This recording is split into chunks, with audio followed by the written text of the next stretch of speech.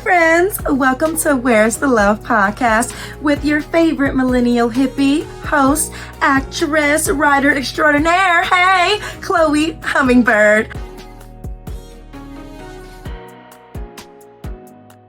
Welcome back to another episode, and if this is your first time here, hey, nice to meet you.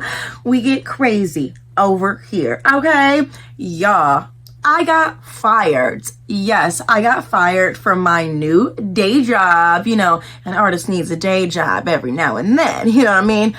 It was crazy. Okay, first of all, I was already looking for jobs in the process, so I had a feeling like I might get fired, so let me look for jobs anyway in case I have to quit.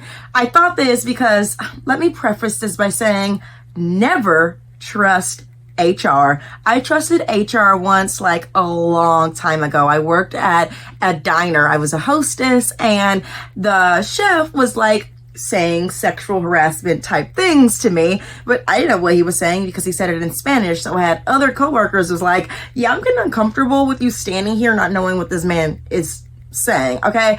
And then I told the manager, and then a few days later, I was fired. And I have seen so many videos on TikTok with people saying like, don't trust HR. Don't go to HR.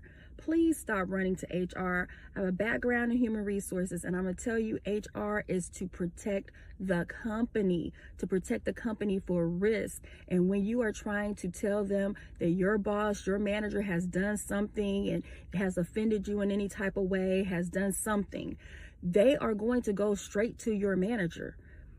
They say they will just fire you. They could just fire you, but most of the time they will have some kind of documentation too. So while you are feeling offended and need to document things, they may be documenting things against you, and they will always listen to the person that you report to first. So the thing that you have to do is don't be a coward. Make sure you go directly to your manager and report the situation. And if it's your manager, you're going to have to tell them what they did. And then you need to document every occurrence from that point on. And then you can go to HR. But realize that HR is to protect the company, not you. Stress this enough. I see this every day in my practice. Do not go to HR. Someone who's worked in HR, I agree. Do not go to HR with your problems. Especially if you go to them with an issue with your manager, you can almost guarantee word is going to go back to your manager and they're going to know you complained. HR can be helpful if you're talking about recruitment, maybe you want to make an internal transfer, learning and development, employee engagement, but do not talk to them about problems that you have with other people in the company. Good luck. Hey, so this is kind of a heads up. Want you all to know that HR is not human resources. HR should be called CR, corporate resources. I've talked to so many people recently who said that they went to HR and then in return were terminated. So the word retaliation don't exist in that world, and I'm out. So I recommend if you have a problem, deal with it or leave the company and find another job. Do not go to HR. They're not on your side. They're not for you. They're for the companies. Have a good day. Be careful. You can't trust HR because they are literally for the company. They're not meant to be able to help you in any way, shape, or form, even though their human resources title feels like it's such. Don't trust them. Don't trust them, okay? You heard it from me. And that's T-Boo. So what had happened was, this girl has been like, oh, not the vibe since I started. She would be like, I talked directly to her. She'd ignore me as if I was a ghost. My first week there, she came up to my desk very hostile. I was like, oh, okay. Didn't pick up on it before until I was talking and she turned away in the middle of my sentence. I was like, oh, that's what this situation is. And then, you know, ignore it, get over it. Make it no mine. I was like, okay, sure. This person is not going to be even a second thought in my life until she bumped into me. And I like a mind fucked myself a little bit. I'm like, okay, she's a weirdo. And what weirdos do, they act like if a black person is talking to them, then I threaten their life in some way. I'm like, I'm not even going to approach this human being because I don't want it to be like as if I in any way, shape, or form, like, try to threaten this person or make them feel any kind of confrontation or threatened in any way. You know how those people be crying wolf or whatever, crying black person. This black person was near me and I got scared. Like, no, I didn't want to deal with any of that. And so what did I do? I did the wrong thing. I went to HR. Of the few options that I had in that situation, in hindsight, maybe I should have just talked to the girl, you know, and maybe she wouldn't have cried wolf. But instead, I trusted HR, and HR basically said, what if we have a meeting with the three of us? And I'm like, cool, that sounds great. The next day, I was fired 10 minutes after entering the building. First of all, why even waste my time with the pretending of as if they were gonna fix any little thing in the first place, because clearly we both know they weren't. And they had the nerve to say, whilst firing me, that, by the way, we just want to state and let you know that this isn't retaliation. And I had to say, pause, hunty, pause, because what's happening right now is the exact definition of retaliation. I reported bullying, essentially, is what it was, in a hostile environment. And instead of rectifying the situation, they let the person who did nothing wrong go, which is the historical facets of working with HR. It's my fault. I didn't learn my lesson the first time. Oh, but I learned it the second time. Corporate. Am I right? This person at work, other people have told me, are apparently a self-proclaimed narcissist. So, I mean, I know I have things to work on, but would I ever call myself a narcissist or have narcissistic traits? No. So the fact that this person admitted that out loud to someone was like a red flag, numero. So all in all, I am happy to be out of that toxic environment. And then a few days later, I literally learned they're gonna be firing like 6 other people. I ran into one of my coworkers in the grocery store. She's like, oh yeah, I ran into somebody else at the grocery store. Small area where we are here. So it kind of makes me feel better that it wasn't just me who was fired and let go for no reason at all. But it just sucks to let me know how toxic corporate spaces are and how this is so prevalent and the norm. But it's just so annoying how corporate is so fake. We're here for you. Our door is always open, when in fact it's not. It's the most closed, toxic, freaking narcissistic doors ever in here that do not want to be accountable for the workspace that they manage.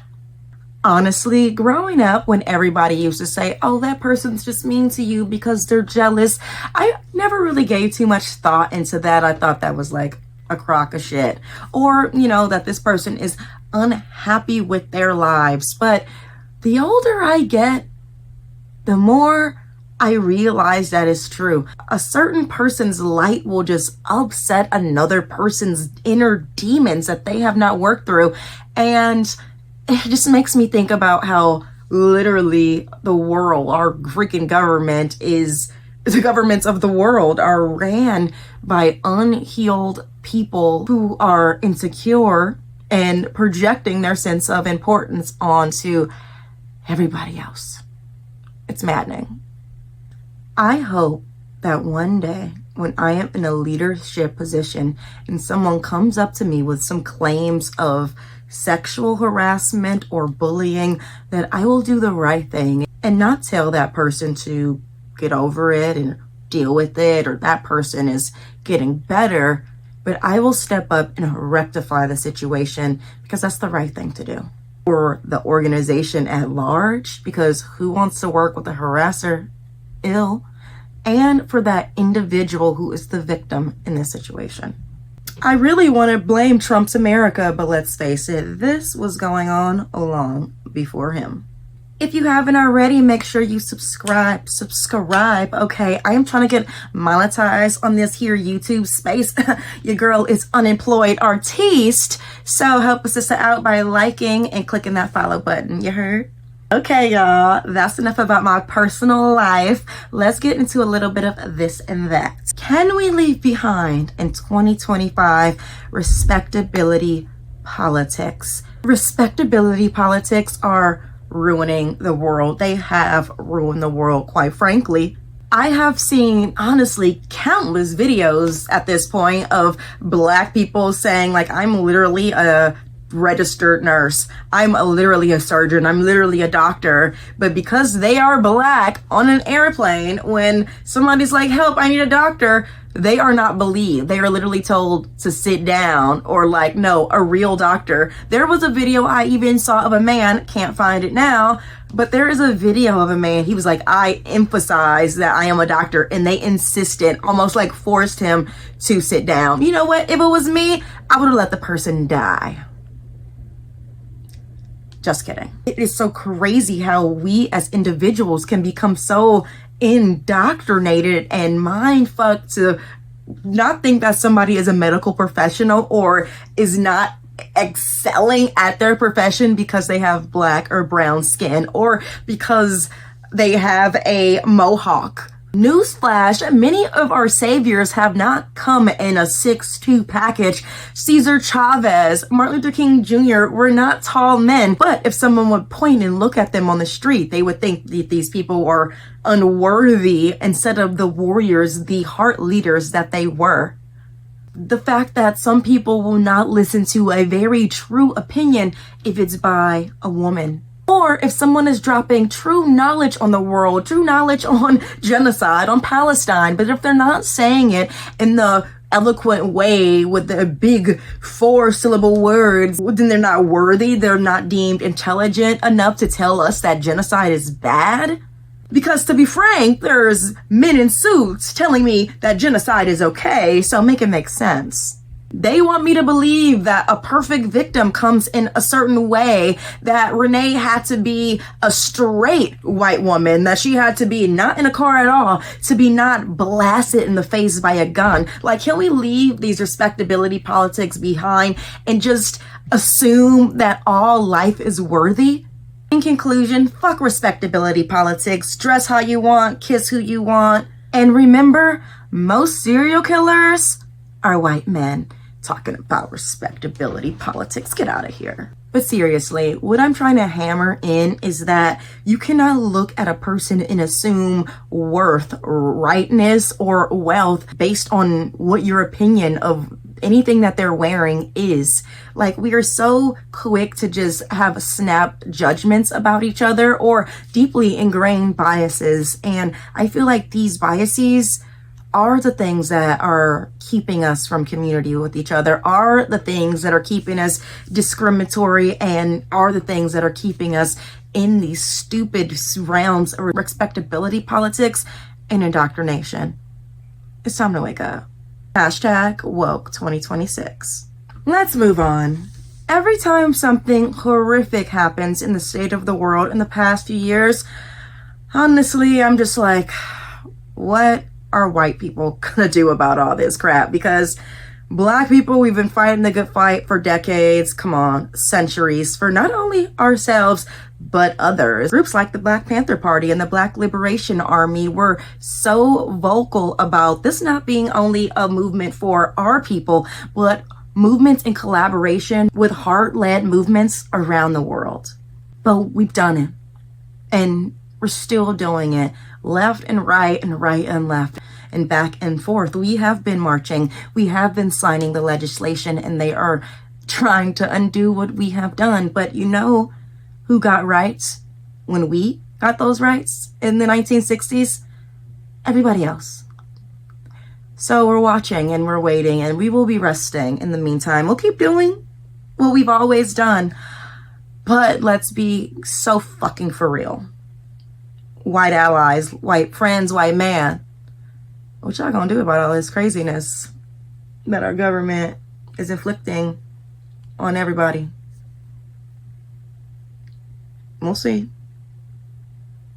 Waiting. Don't call us. Don't call Black people because we're tired. I am so tired. I am too young to be this tired. Are you kidding me? Ugh. So no, don't wonder how black people are gonna do it. Don't wonder how the college students are gonna do it. White people, what are you gonna do? I'm done. So I would be so wrong being the person to interview the baby formula church experiment gal to not talk about Druski's mega church video. I'm gonna have Wanda stand up here. Wanda, please. Wanda told us earlier this month that she could not have a baby anymore. So I impregnated her with the word of God. I'm going to impregnate everyone with the word of God. You gonna get pregnant with the word of God. You gonna get pregnant with the word of God. You gonna get pregnant with the word of God. Impregnate. I had somebody in the congregation ask why I'm wearing Christian Dior and Christian Louboutins. Because I'm a Christian and I walk in the blood of Jesus. Give him some praise. I'm a Christian first and I walk in the blood of Jesus. Give him some praise. Give him some praise. So we are raising funds for a project in Zimbabwe. Yes, we are trying to get our congregation over in Africa. Amen. We wanted to raise $4 million for that. Amen. Yes. Hallelujah. That needs to appear today. We are not letting anyone leave until we reach our goal. Amen. Hallelujah. Life savings here. Give him some praise for that. Give it his life savings up.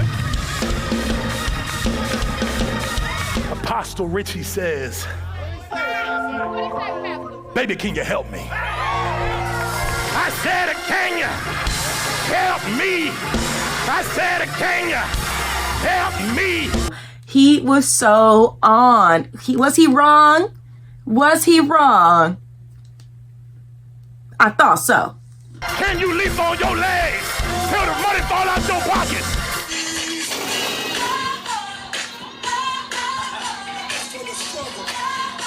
Jesus, you are, Jesus, you are, Jesus, you are. Still praise the Lord. I need you to pray for my wife. Hey, come on, man. Hey, get your hands off my car. You gave tithes and offering? No. Back the fuck up, man.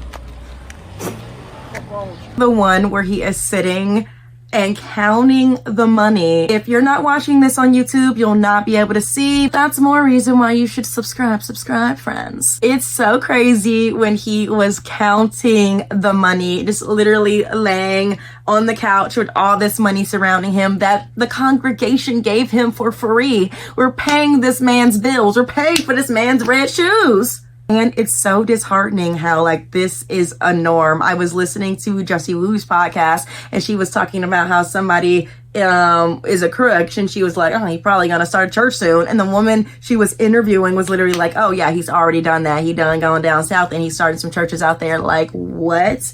And I've said it recently. I haven't felt love in a yoga studio in a long time. As a yoga teacher, I have not felt it as a teacher or a student, and I feel the same thing when I go in churches. I feel God when I go to kirtan. I feel God when I go to ecstatic dance, when I'm dancing and being in community with others. I feel God when I am meditating and I am with myself, when I'm in nature. God is all around me. But why do I feel almost the opposite when I go into these spaces of healing? Because they're capitalistic, vampiric spaces that aren't really meant to heal us. They're meant to keep us coming back and spending money. I remember being a kid and my grandma gave me $1 and we were at church and I didn't know that she wanted me to put it in the basket. And so when the basket passed me, I didn't know it was like mandatory. She was upset with me that I didn't put my money that she gave me in the basket. First of all, I don't know these rules. All right. Second of all, it's mandatory for us to come here and give us money. I'm like, I don't even want to be here. This is boring. So like, why am I paying these people? It's like things like that. Or if I came right as an adult and I wanted to become a regular, will my people to my left, to my right look at me strange because I'm not paying my church to be in community with? Like, that brings me back to what I was saying about respectability politics. Like, these things that you have to adhere to. You have to dress a certain way. They say you don't, but yes, you do. If you don't go to church dressing a certain way, they will judge you. If you don't give a certain amount of money or money at all, weekly, monthly, however much you are in attendance, you will be judged. And that is not God. This judgment is too close to human bullshit and not enough close to God, quite frankly. Because I should be able to go into church with my hair half done, half braids, half out, wearing a robe and some Uggs if I wanted to. I should be able to roll whichever way up into the house of the Lord. And if I can't, then it's not the house of the Lord. I said what I said. This is our last thing for this and that before we get to our main chickadee chat of the day, which is my interview with Shannon Beshears, Nancy's stunt double from Stranger Things season 4 and 5. We gonna get there, but let's talk about Jessie Woo. Jessie Woo is one of my favorite content creators. Her YouTube channel is so funny and I watch her weekly. I literally only watch 2 to 3 content creators because I want to spend more time making content than watching other people's content. However, when I came across Jessie's page a year or 2 ago, I was enamored. I was like, okay, she's a makeup girly. I can watch her videos and get up on game. Oh, I remember how I found Jessie Woo is because we auditioned for the same role and she actually got it. Her very first acting gig was a role I didn't get. I feel like I auditioned 2 or 3 times for 2 different characters on self-tape, but Jessie Woo booked it. And so when it came out, I was like, okay, let's look up the girl who got my role, who got my job. My job. Whole time is her job. And I was like, oh, the person who got it should have gotten it. She spent, many years building up her platform, building up her community and her brand. She has other credits in improv and comedy with Wild 'N Out, Love and Hip Hop. She's a singer. I was like, yes, Black woman, slay, slay, slay. I'm here for it. But what's crazy is what I've seen, like 6 months, people have lied on her. Cardi B and this white girl who shall not be named because I don't want anybody going to her page because I ain't trying to get her no followers because she whack. Have straight up lied on her saying that she said something that she did not say. The white girl went so far as to put clips together, like edit out sections, take clips that weren't next to each other to make Jessie seem like she was a supporter of sexual assault or that she was shaming sexual assault victims when herself is a sexual assault victim. And a person shouldn't have to come out and like air their quote unquote dirty laundry or their business or their victimhood in order to not be bullied online for saying something they didn't even say. And now Cardi B this week literally came out being upset with Jessie Woo because Jessie Woo literally read a comment that one of her commenters said. It's so funny because if I was not a fan of Jessie Woo and watched darn near every single video that she's put out, I would literally be believing Cardi B and this white girl and everybody else has been lying on her. But because I actually watched the videos in context with critical thinking, I know when these things come out, I was like, Jessie never said that. Like, that's super taken out of context. She was reading a comment. And then there's other people who are like, yeah, she read the comment, but then she didn't say like, oh, yeah, that's not what Cardi B did. The comment was someone saying that Cardi B had a rage baby. And Cardi B came out saying, I don't need no rage baby, XYZ, and just like condemning Jessie Woo's name. Apparently they got a little bit of old beef or something, but I ain't trying to get into that right now. That's neither here nor there. It's just really fascinating how you can get canceled for saying something that you didn't even say. And lo and behold and lo, Dominique Morgan, if you know, you know. Jessie Woo is a chocolate, outspoken Black woman who just happens to be an immigrant from where? Haiti. It's just so clear. It's too clear for my college educated mind that y'all are attacking this woman because you think she's an easy target. But you're attacking good people. You're attacking actually the best of us. What you need to do is shut up. Because it's wrong. It's so wrong. And it's really fascinating to see in real time, if I was not a fan of Jessie Woo, how I would be probably believing the Cardis of the world. if I didn't have the full story, but that is literally not what the girl said. And this is how misinformation spreads. This is how propaganda spreads. This is how violence against Black women spreads, because these allegations of her supporting sexual assault, because of these allegations of her supporting sexual assaulters. What? Is giving racist. Is giving lack of critical thinking. It's giving wrong. Period. Without further ado, let's get to my interview with Shannon Beshears. You guys, I am so stoked on this interview. My best one yet. We talked about everything from being dancers to the stunt industry to other stunt work that she's been in, the good, the bad, and everything in between. Shannon Beshears, she is a dancer and a stunt double for Stranger Things. Without further ado, Shannon Beshears. Hello. Girl, hi. Can you see me? Can you hear me? I can. How are you? Me and Shannon met each other at a dance intensive for Diablo. Mm-hmm. Diablo is a company I used to work for, and they do like workshops and dance intensives. And I met Shannon, and right away I was like, okay, she's badass. There's something here. There's like, it's in the eyes. It's behind the eyes. So I want to take us, before we get to, of course, Stranger Things, which my heart is pumping. I want to just know more about you. You know, we meet people as artists and we have these sort of structured times together, and we like never see each other again because we're spread all over the world. So I want to know, tell the people about you. Where are you from and how did you start dancing? Yeah, so I'm originally from Illinois. It's like kind of the Taylor Ridge, Illinois area. And then I started dancing because I was just dancing everywhere I went. Like in the grocery stores, literally, like, what'd you say? Just wiggling. Everywhere. Yes. And, my parents were like, okay, this child is wild. I also have a twin. My mom's a twin. Aw.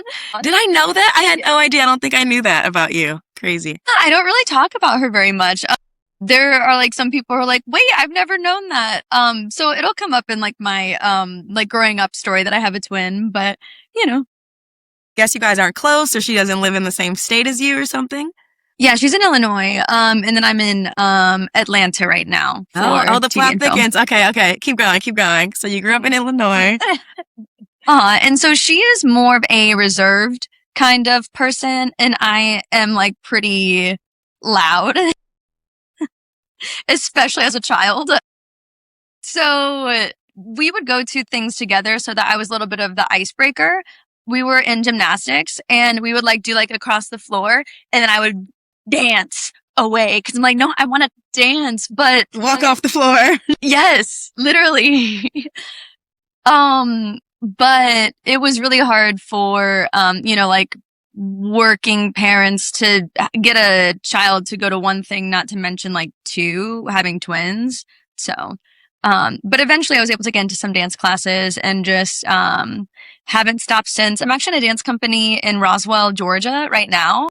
Right on. What's it called? Really What's it named? Sideways Dance Company. Hey. And what's the style of the company? Is it a contemporary company or? It is contemporary. Exactly. Nailed it. Yes. Nice. Oh, I would love to see a show one of these days. It's like gymnast, stunt woman, dancer, and maybe some acting or some other sprinkle. It's the thing as an artist. It's like to make money these days, you can't just have like, oh, I'm just a ballerina, or I'm just, you know, I know some people, yeah, they're also working in stunts, but they're doing production work and like directing and everything else. Which is very similar to you. Oh, with like everything that you're doing. And this is why I feel like me and Shannon are this way. I'm like, she's a little crazy. She's a little bit all over the place. I found my people, because people usually meet me and they're like, oh my God, this girl's awesome. Like I see her. Or there's people that's like, she's a little too much, or like, let me stay away from her. So yay, I got the good shit. I got the good twin. No, I'm kidding. Yes. How did you get into stunts? How did that happen? Was it in college? Yeah, so I went to college at Oklahoma City University, and then I did a musical called Texas, the Outdoor Musical Drama. I need to pause you. Oklahoma City University? Why Oklahoma? At the time, it was the best in the nation for dance, mostly because of its really high rate for employment afterwards. And does it have a musical theater program as well? I know this. This is actually one of the top musical theater programs in the country. It's just like, who wants to go to Oklahoma? Okay, continue. And it's like technically like a private Methodist school. Okay. Oh, she went to private school, girls. Me too. I went to Loyola Marymount University. Yes. What other schools did you apply to and get in? I also applied to the University of Illinois. Okay. And of course, home state. What's up? Of course, your home state. Yes, yes, home team. But I also was really struggling with what I wanted to do at the time because, especially being from like a small town, there's people who are like, "You want to dance? Are you sure?" And when I went to visit Oklahoma City University, I was really sold. I was just trying to figure out how I was going to make it work financially. And then, you know, you look at the student loans that you can take out, such as like private student loans like Sally Mae, and you don't realize the interest rate and how that's going to impact you when you're older.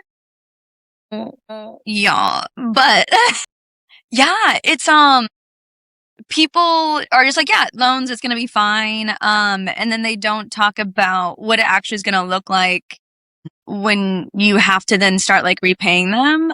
On that, like, what do you call that? People, drop it in the comments. What is it called? Like, you know, pay as you earn kind of thing. Yes. You know, and yes. as an artist, you're like, repayment here. plan. Yep. So you got, those were your two? Yeah. Yeah. And I got into both. But I denied University of Illinois before I knew I got accepted into Oklahoma City University. So you were just living on the edge. You only applied to two and you were just like, I ain't paying it. I ain't doing it. Yeah. Because University of Illinois I did the route when I went to junior college. Like I went to community college. So the amount of loans I have are like I have loans, but so way less than like anybody else I know who has loans, literally. That's good though. I hear about people doing that route and I'm like, geez, maybe that should have been me. No, I need to know why you were so thug life already stunting before you're like Daredevil. I don't care. What if you didn't get into another school? What would have happened? I don't know. I truly just gave it to the universe. I was like, this is the school I want. They say that I have to, give them a decision by this deadline. The University of Illinois only accepted 12 people. So I was lucky to be one of those 12, but the program wasn't as prestigious and Oklahoma City University had they don't talk about. The reason I chose Loyola Marymount is because I did both. I was an acting and a dance major.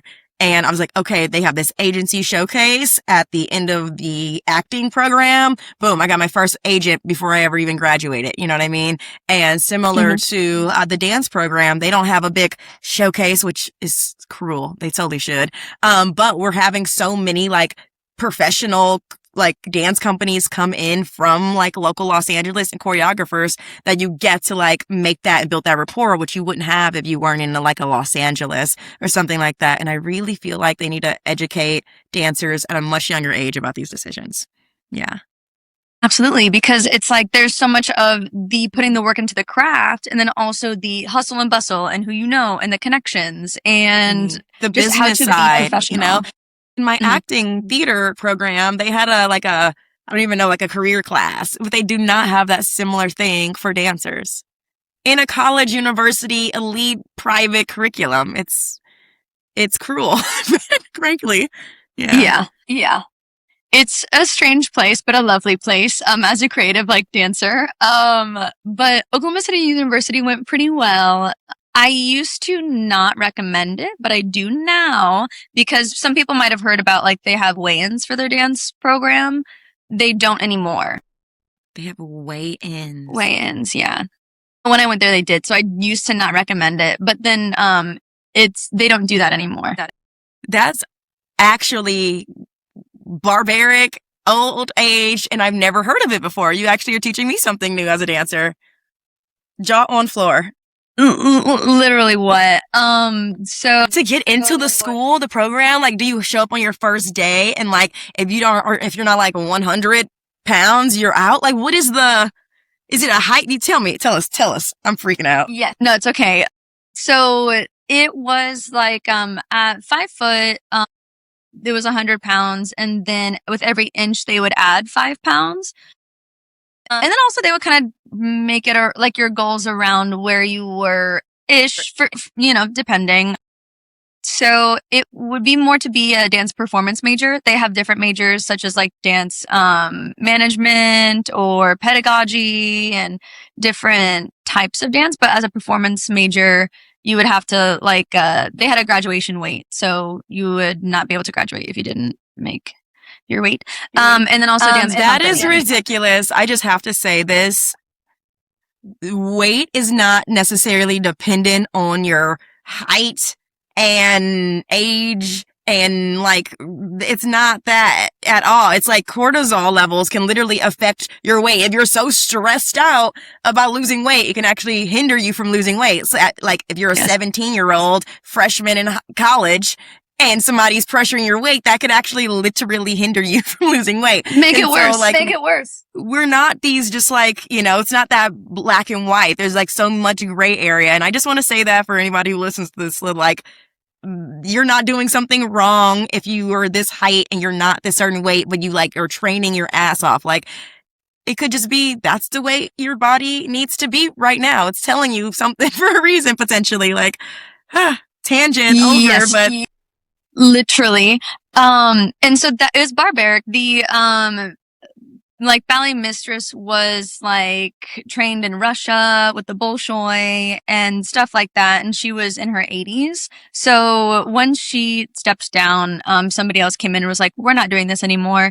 I know some women who they were in the program and they were just like these explosive, captivating dancers, and to have that explosiveness they needed muscle, and that muscle prohibited them from being a dance performance major. And guess what they're doing? Performing around the world now. So it's one of those that also that weight doesn't account for bone density. I can't change the weight of my bones. Like, people have different bones. Like, it could be a person with the same height or like in weight with this different bone density, so they literally like aren't the same weight even though they look like it.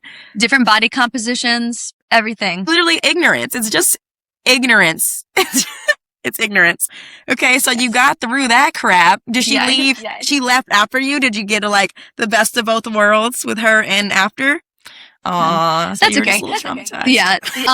I was very I didn't have a lot of money for food when I was in college, so I didn't have a problem making weight because I was like rice and beans all the time. So yeah, but yeah. But my sophomore going into junior year, I danced for Texas Outdoor Musical Drama, which had full body burns where you get like set on fire because it was like an outdoor musical, and then there's a nightmare sequence where somebody gets set on fire. So the dancers, we had rehearsal for like about 10 hours a day, but the full body burn practice was right before that. So a lot of dancers weren't going to do that because like you already have 10 hours of rehearsal and you're exhausted because that show is crazy and phenomenal. So we did the rehearsal beforehand, and then I was able to do like 60 full body burns in one summer, which I really liked the team work behind it. Like you're making sure that everyone's safe, you're making the gel, you're prepping the suits. If you're not performing, you're involved in something else. What was that show? Was it affiliated with school? No, it was just this like random musical. Yeah, just in the summer. So it was like a summer show. That was the segue, it sounds like, from dancing, performing to stunt work. Yes. Fire. Yes. Okay. Yes. Being set on fire, Game of Thrones style. Full body burn. It's like flames. Have you ever had a stunt that you've done that has been like, oh my God, this is so crazy, I can't believe I did that? There were a few full body burns that were like that when I started the high falls. So then after I did the full body burns, because there were a few where if you turn into the wind, the fire goes in front of your face and you can't really see a lot of things. And doing the high falls at first, because it was about 25 feet, like a header. So because I did the full body burns, I was able to get into a stunt show afterwards, and they had. That's what you call resume building, folks. Yes. Well, they told me that I couldn't audition because it was a cowboy show, not a cowgirl show, because there were no female roles. But I said, well, can I audition anyway? And they were like, play a boy. It's theater. Yes. Yes. So, I auditioned anyway. And then the director of that was like, wait, you did full body burns? And I was like, yes. And he's like, that's fascinating. Maybe you'll do high falls, which like getting set on fire is not a prerequisite to high falls, but it's like having some audacity. It's some street cred. It's some street cred there. Street cred, exactly. It's like, okay, she's crazy. That's audacity. Okay. Yes. And like truly being audacious and just like believing in yourself and trying new things and just like to the wind, like throwing all reservations to the wind and just trying it is really how I got here, honestly. But yeah, so then I did the high falls, and I was the first year that I was in the theme park, I was a swing for all of the shows. So I was like singing, dancing, magic show, gunfight show. Oh, you sing as well. I didn't know that. There was some like ensemble. Yes. Yes. I'm a great ensemble member. The chorus line. Yeah, yes. Got it. Yeah. So then I had to wear a fake beard my first year. And then I went in the next year because first year. So you did the show for a year. Yeah. Like the first. This is still in college. Mm-hmm. Mm-hmm. So these are all summers. Yes. So we would start rehearsals in like the spring, and then we would stop like kind of. I want to say August, September, October, like stop about October. So I would have that job during the school year sometimes. And they were like, young lady, you're not doing the high falls, are you? And I was like, no. And then I'd go do the high falls. I started training in stunt work a few years ago. I want to say, it's 2026 now. I want to say maybe 3-4 years ago. Okay. Like wire harness work and like stage combat. And that's pretty much where it stops. After I started like getting into heights, I'm like, you know what? Not right now, you know? And I admire the gumption of just being like, I've never jumped off of anything 25 feet before. Let's go. That is so me in other worlds, but not worlds when it comes to heights. And I kind of hate it because I feel like I'm such a little baby. I'm like, girl, you've done it. And after you do it, you're like, oh, that was nothing. Like, and then you do it again and you go a little bit higher and it was nothing. But just saying, to be honest, I got a ways to go before I'm ready to like, to jump off anything that high. And it was your first time. That's crazy. That's crazy. Yeah, and they'll like start you low and then slowly go higher. But it's also because I know some stunt people who are afraid of heights, and they are like gymnasts, fighters, really, really great on wires, but like heights are like, I don't know what it is. And they just have different realms. Like maybe they're more of a motocross person. Maybe they're a driver. I've just heard too much about like, I think the only things that I've ever heard of and with stunt people, you know, not being okay was like with car accidents on set. An accidental pew-pew, you know, that story. We all know what I'm talking about there. Mm-hmm. And then, people falling from really high things. And so I feel like throw me into some glass. Like I'll take the scar. Like if my shoulder did dislocate, like I'm not even that afraid of that. Like, but like, you know, the height, but I want to get over it because I would love to do that. I would love to get into stunt work. As it stands now, I haven't done no professional stunt work, but I want to. There's that like stunt website, right? Yeah. There are different databases that you can like do. I remember I think the one that you're talking about, I think it's still called Stunt Phone. Sometimes like it changes, but you'll have to have 5 like SAG credits to get on Stunt Phone. And I remember being like, I'm on Stunt Phone now. And now I have like 45 credits, which is still like not like I'm able to work with the stunt coordinator for Stranger Things has like 250.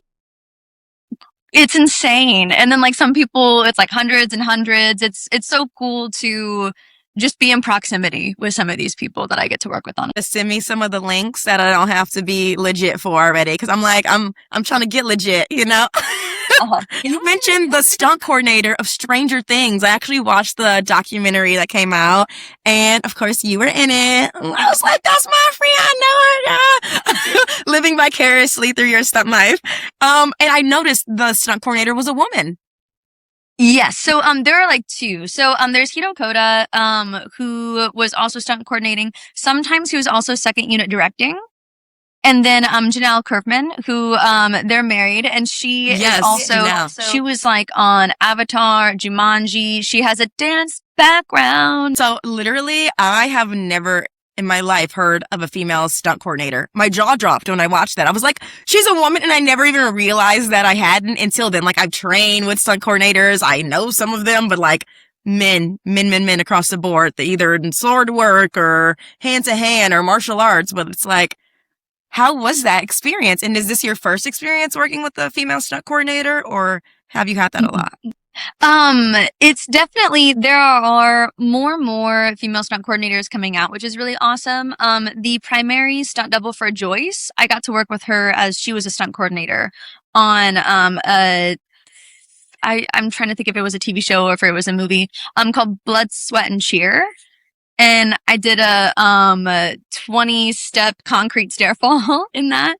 And then there's also some really phenomenal female stunt coordinators like Heidi Moneymaker. And these are more the Atlanta-based ones. I'm trying to think of LA-based ones. And then also Monique Gannerton as well. And I'm trying to think. Thank you for putting me up on game on that, because it's like, I was feeling like it's similar to the dance world where I feel like, who dominates the dance world as dancers? It's women. But who are the company owners and the choreographers? Which are the companies getting that money? You know, it's like, you know, who are the CEOs of this company and the choreographers and like the front facing people? So it's really nice to see, like, it's not necessarily the same in the stunt world. Like, there are, like, you just named like 8 different names. I'm like, oh, okay, there's not just 2 or 3. Like, cool. That's awesome. I love that. This is a great segue to talk about how you got on Stranger Things. So Stranger Things is also such a long, like, duration of a series, because I think they shot it for about 10 years. So I was dancing in Orlando for a while for like Universal and different shows there. And then during COVID, all the dance shows closed. And I had an opportunity to do a stunt camp with a stunt coordinator. That stunt coordinator then hired me in Atlanta for 6 months. In that 6 months, I was able to do a lot of wire work and kind of earn some of my stripes on that show. And people had heard about me through like the grapevine a little bit. And then I was meeting different people in the stunt community. And naturally training and working. Yeah, and then you start to build a rapport with people, and they're able to throw in your name for like different jobs and stuff. So Elizabeth Davidovich was the person who stunt doubled Nancy beforehand, but then she started stunt coordinating as well, another female stunt coordinator. And so she got promoted. Moving on up. Promoted, you know, a job with a higher title. Yes, yeah. So she got promoted, and then they were like, oh my gosh, we need a different stunt double for Nancy. Like, who are we going to find? And then somebody was like, hey, there's this girl. She just moved to Atlanta. We should try. And then I got on set, and because of my experience working with Walter Garcia on Stargirl, I was able to, the stunt coordinator was like, people are saying that you're new, but you're acting like a vet. Doubling the villain, who her power was regeneration. So they wanted to see the impact and the like overcoming. And I was getting massages every week and chiropractic appointments every week because I was getting beat up. And my chiropractor was like, you don't regenerate, sweetie. And I was like, this is it was a combat job. Yeah, it was like, okay. Like so you did stage combat as well. Awesome. Mm-hmm. Nice. Mm-hmm. Yes, more and more. There's just so much to learn with martial arts. It's so fun. I love it. And as you have a dance background and also like you're doing more and more martial arts and stage combat, dancers make phenomenal stunt people. Because that's my plan, you know, like versus how am I going to keep making money? I'm not working as an actor today. All right, y'all going to hire me as a host today. You're going to hire me as a model. You're going to hire me as a stunt person. Modeling, yes. My bills are going to be paid, honey. Okay, one way or another. Yes. Yes. Period. Absolutely. Through those different shows, somebody threw my name in for the stunt doubling for Nancy, and then I was able to prove myself to that stunt coordinator and also just, work really well with the team. This is awesome. You started auditioning and working on Stranger Things word of mouth. Yes. That is crazy. What season did this happen? Season 4. Season 4. Uh-huh. Oh my gosh. Which is my favorite season! Hey! So you how was the audition process? Did they see your tape or did they just take other people's word for it? And was it like, no, we just need to get you in here, no audition? I sent some, like, my stunt reel and some different information, and they were like, okay, we're going to give you a shot. So it kind of started with a few days on set here, a few days on set there. Then they're like, okay, we are going to keep you as the double. There's so much going on set that sometimes it's definitely about what you are capable of as a stunt person, but it's also like, how aware are you of what's going on around you? Are you being cognizant of when you're being called to set? Are you ready when you need to be ready? Do you have your harness on? Do you work with the actors well to get harnesses on them? Which is like, I've had to do a few different times. And how do you take direction? You have to put harnesses on the actors. Yeah. To make sure that it's like tight and good to go. I thought that would be like a stunt coordinator thing. So because my stunt coordinator is male, they won't really go into like the female trailers. It also just really depends. Like, it is typically the double who helps their actor or actress. Well, that's good to know for anybody who is interested in stunt coordinating. It's not enough to just like be aware of your surroundings, not enough to just be good at the job, but you also have to have some awareness of the equipment that you're working with, the wires or the vest work. So that's a great tip. Absolutely. Also, yeah, and just being very, very detail oriented. Because, like, nowadays it's like, you're a double. You can just scroll on your phone until they call you, or you can be helping your team because it takes a village. And especially... It's how you get rehired. It's the little things. Yeah, absolutely. Yeah. Just showing up as a team player. Yeah. There's so much going on that also the more that you are aware of and the more that you know what's going on, you can also call something out that might help safety-wise. We were rehearsing a certain wire gag for season 5, and, somebody, like, gets blasted back, boom, boom, boom, boom, they come back. And I noticed that the wires were, like, flipped because he, like, went back and, like, flipped over, so then the wires are not in the correct place. So I made sure that we were able to get the wires in the right place, otherwise he would have been set on his head. So extra eyes, because everyone, like, the stunt coordinator is thinking about, how are we going to film this? Is it going to be from this angle? Like, what sells the action the best? And then just like they're thinking of like all these bigger things. And then the riggers are also like, okay, well, how can we do this system in a better way, or this and that? And then like sometimes the doubles or just like extra utility riggers or anyone else is like, okay, that wire work just went boom. Do we need to move the pads? What's going to happen next time? Is it more PSI? Do we need to move the pads back? And then also, okay, the wires are tangled. Let's fix it. I wanted to ask you, why Atlanta? Because so much is filming here. We're filming Scary Movie 6, actually. Scary Movie 6, which is not out yet. Am I tripping? Is that the one I just saw a trailer for the other day, right? Yeah. We were filming it like the end of the year last year. So silly. Scary Movie is So you got to work with the Wayans brothers? Is that what I'm hearing? Yeah. What? Fuck Stranger Things! Tell us about that! It's so interesting too, like the different things and like the different NDAs and stuff that like you can and can't talk about things. Because it's not out yet! They were also phenomenal. It's so funny to go to like... And it has to come back. You have to come back after... I have to see this movie now. I will see it. I'm seeing it because of you. I've only seen like the first 2, so hopefully it'll be super funny. Yeah, it's really funny to go from like dramatic sets to then like such a comedic driven set, because they're like, okay, so yeah, now try this. And then how about that? And then it's just all about like the comedy and like where can you find like the silly quirks in it. So it's interesting because comedic timing is such an art that when you're on set of like dramatic more dramatic things. Dialogue can take so long, and then they're like, okay, in stunts you have 5 minutes, go. And they've just been filming dialogue all day, which is just that's just not what happens. But I just hate that as a dancer. I'm just like, especially a dancer with Diablo, which is a dance company where I did jump off of high things, maybe more than 25 feet in the air, but they were like, high enough for me, and all that. And you only do it once, and every single dancer has been, except for me, honey, but every single dancer has been injured because it's like we do all these crazy things and they want you to get it that day. And if you don't get it that day, you're cut. And so you're doing these things incorrectly, but you got there in time. And so it's this hustle. And I just like, can we actually have a rehearsal? Can we actually have a time slot for stunt people to work?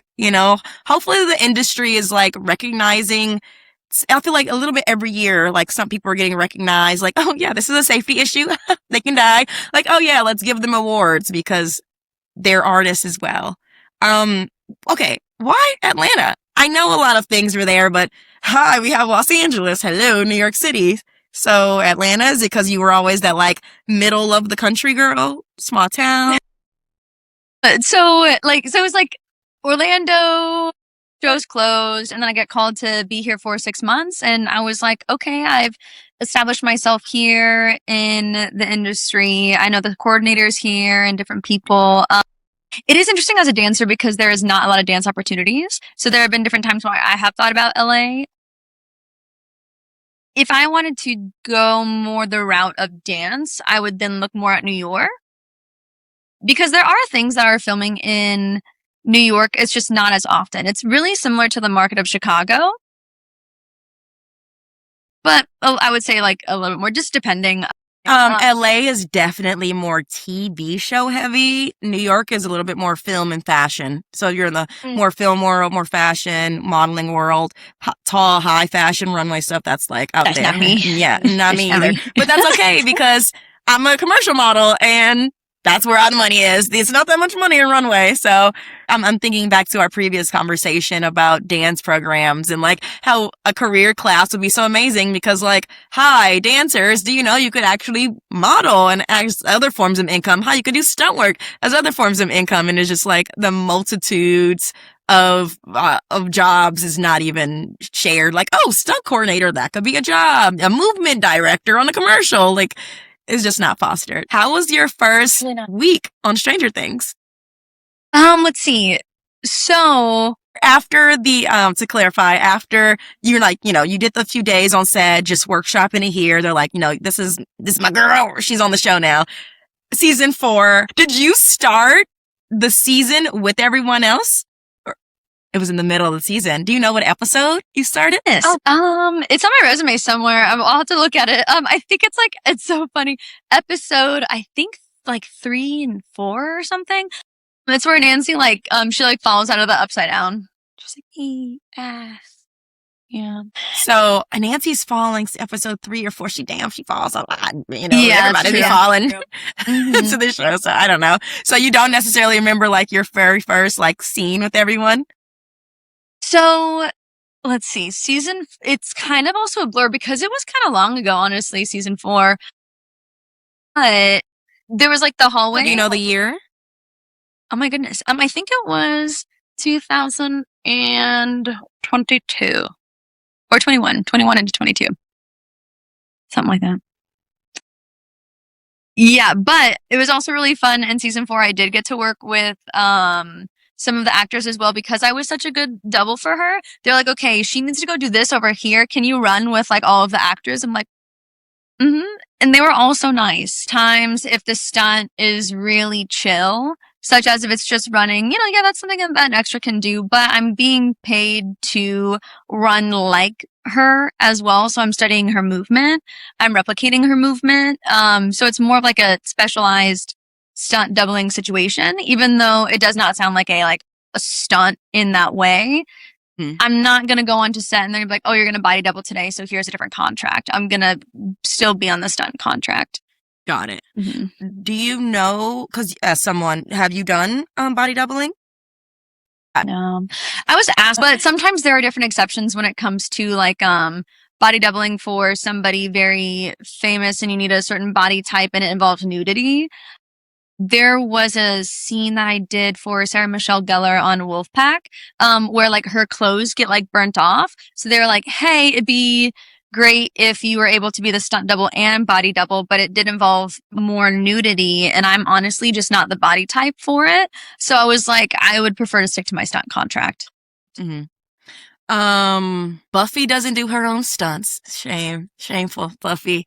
Shameful. I'm just kidding. Right. So they're filming the new Buffy thing in LA.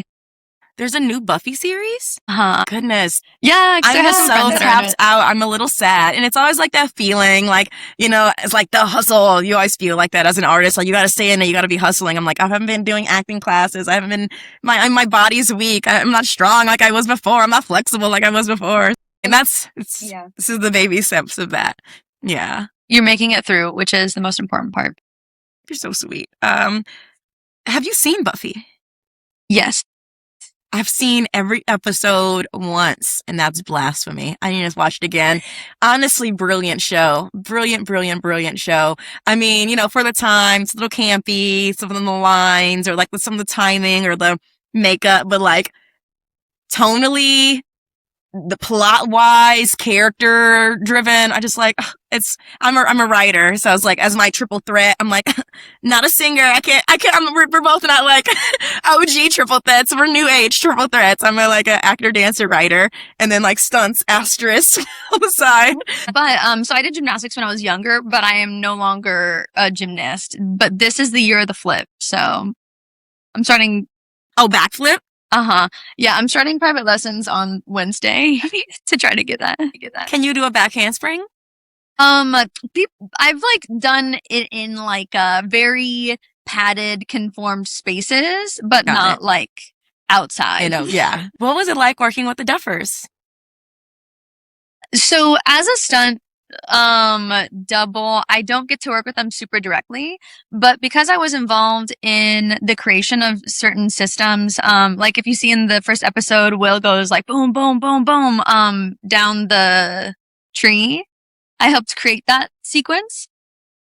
Yeah. So there was like a period of time where if a wire gag is elaborate enough, they need that time to make sure that the points are all correct, that the movement and the poles and like the team is all working in the way that it needs to. So the first sequence was mapping out the way that the branches were on the tree to make sure that you could get up very quickly.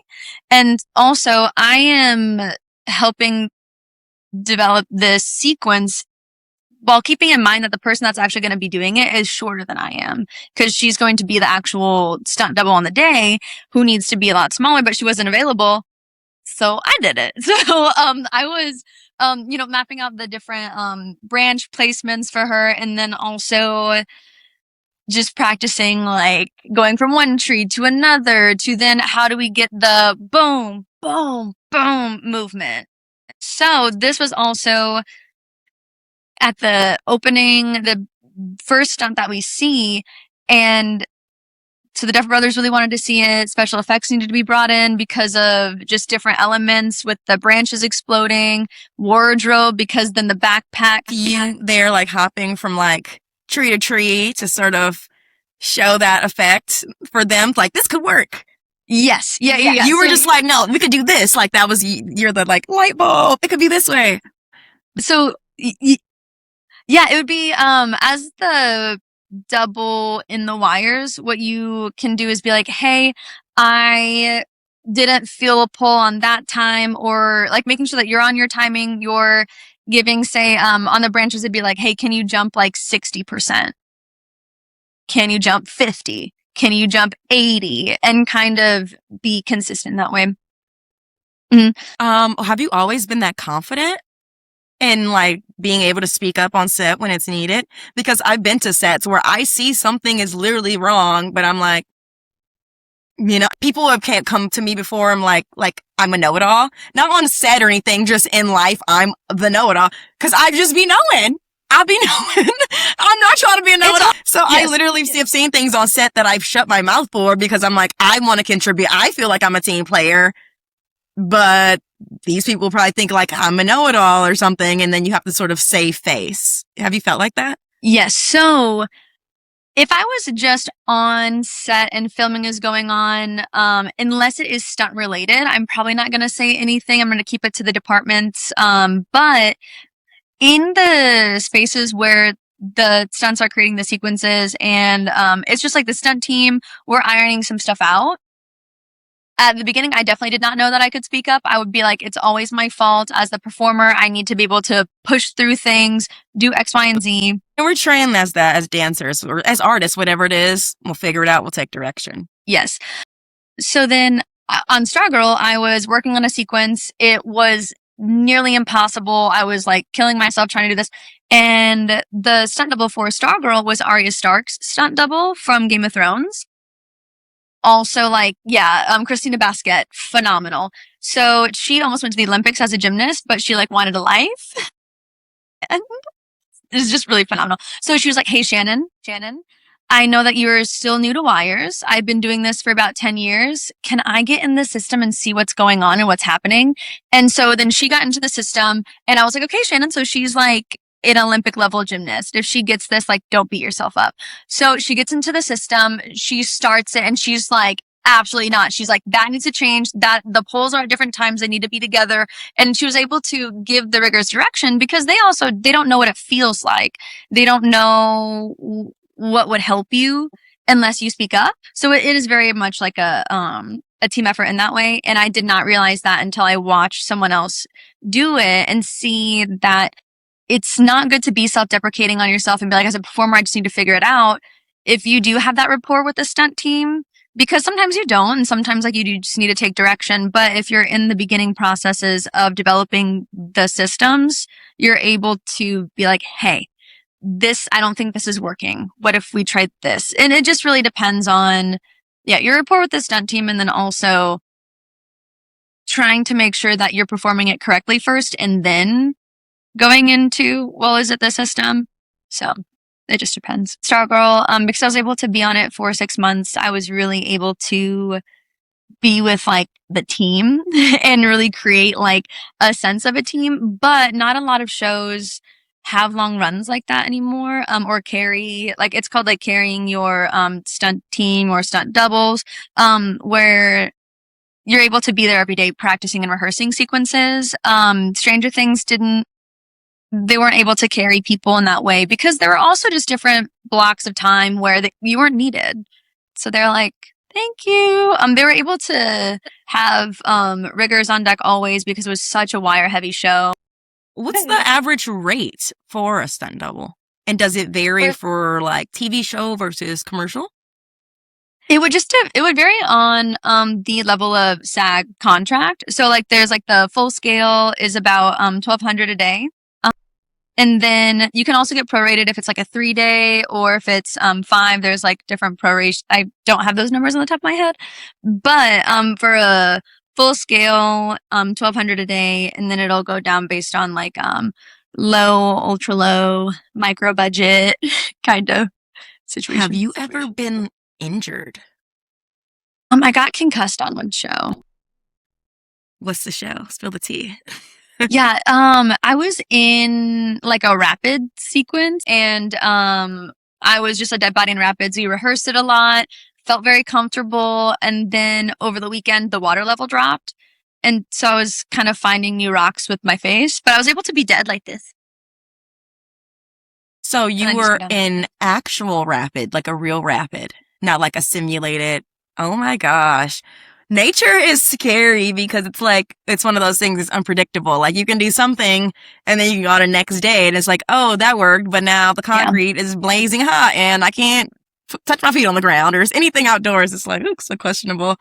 Yeah. And they just wanted a shot that the stunt coordinator, didn't realize that they were going to really want. So I was going at like a different angle, different timing than what we had rehearsed. And it was at the very end. And I learned a lot about during rehearsal.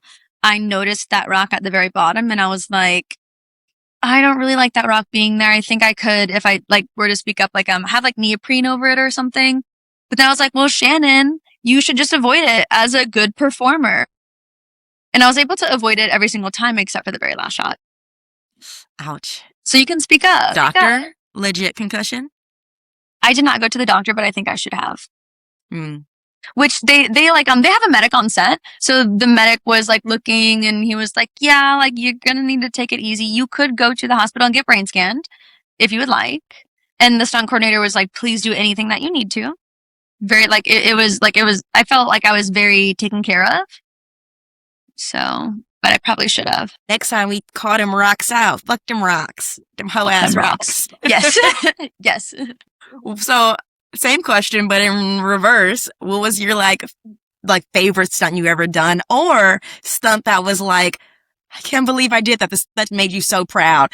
There are like some of those really tough days where you're like, I earned my stripes. There was a day on Straw Girl where I was brought up like 7 feet and then dropped to my back, and then we did that a few times, and that was just like a thumper. And then they're like, hey, can you get kicked off of this table? Like Sparta kicked off of a table. Then they're like, hey, can you do this fight scene? And so it was just like a day full of just stuff. But I really proved myself to the team because, you know, it's game day. Are you going to perform on game day? How are you going to be? And I performed really well. I was able to prove myself to the team. That was a really, really good day, performance wise. And then recently I was on a different show. I'm not going to say what it is, but, I was able to just go down water slides all day as a stunt person. Yeah, water slides. Okay, that's something I gotta not put. Nothing with water for me. I'm like, I don't know what it is. Like, I can swim from point A to point B. Like, if I'm in a big pool, like, I'll get there, you know? But like, if I just stop and like, when my friends are in the lake, just chit-chatting, I don't know what it is. I can't tread water. I can't just like stop. So many people have tried to teach me. I don't know if it's like a weight, mass, bone density thing. Like, I just sink. Yeah.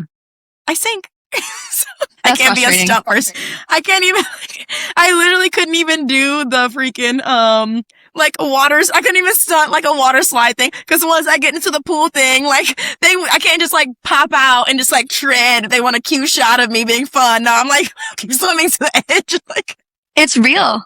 It's real. Like, they'll be like, that's great, because that's how people act on a, you know, in the water park. And the reason it was a stunt was because like people were going like one after another. And so it was like one after another, boom, boom, boom, boom, boom. So also, if there's someone heavy behind you, like there was somebody heavy behind me, I went skirt and then like had to like get up over this other water slide to get out of the way of some people. So it was very silly and fun. What is your favorite episode of Stranger Things and like your favorite stunt day? Let's see. I do love the finale of season 5. There's just so much happening. I was able to just help set up and test the wire sequence for like the very last episode that like for 11, because her stunt double CC Ice was busy on Thunderbolt, I believe it was at the time. So you were that's when you were in the doc, right? The documentary. You were stunting for 11, right? Mm-hmm. I got so confused when I watched that because I was like, I thought she was Nancy's stunt double.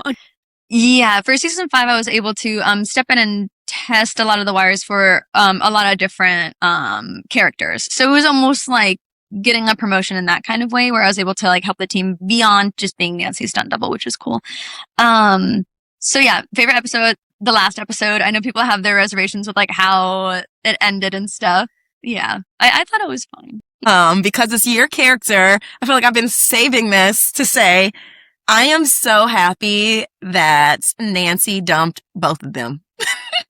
Steve and Jonathan, because first of all, you were cringe. Did he say that he threw away her sweater?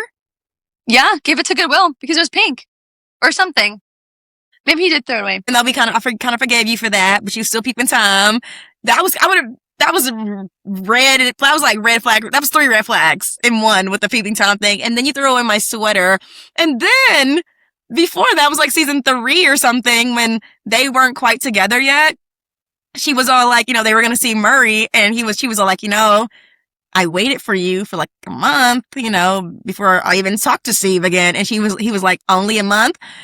Piece of shit. She has stuff to do. Like, I have a life. Thank you very much. I got classes. That's why I'm so smart. Thank you very much. Yes. And so I just want to say that because I love Nancy. She's my favorite character. So strong. And I think she benefited both of these young men's life a lot. And I can't say the same thing in reverse. I think she saved their life too. So it's like, thanks, but I saved your life too. Thanks for saving my life. Outside of the realm of like people saving anybody's lives, she benefited their lives exponentially more than they benefited her. Yep. Tell us where to find you. Tell us what you have coming up next and how to support you if you have any shows. Yeah, let's see. You can find me on Instagram, Shannon Beshears. And I'm so bad at keeping up with like what's coming out and what shows.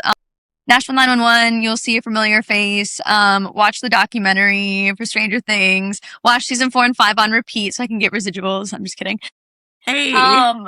So you though, are you getting residuals? Yeah. Good. Because the industry, how it's set up these days, you never know who's getting what or nothing, Yes, yeah. It's definitely streaming services are killing residuals. But you still get some. So I just learned that 90210, like that show that still everybody knows about. I've never seen one episode, quite frankly, not my demographic, but that popular show. I just heard Brian Austin Green talk about like, if we got paid how we were supposed to get paid, we would have had generational wealth. yeah. And so I'm just glad to hear that in one of the most amazing shows to ever exist, in my humble opinion, that you are getting paid and you keep getting paid. Yes. And you're about to get paid by me because I'm about to rewatch. So you're welcome. Thank you for coming, Shannon. And we will talk to you again about, Scary Movie 6, 7, 8, 9, 10. Hopefully she'll come back. Yeah. Did you guys like the interview? Drop it in the comments. I would love to hear your perspective. What you think about Stranger Things? What do you think about stunting and everything in between? Come back next week to check out Where's the Love podcast. Don't forget to like and subscribe. And till next we meet. Bye.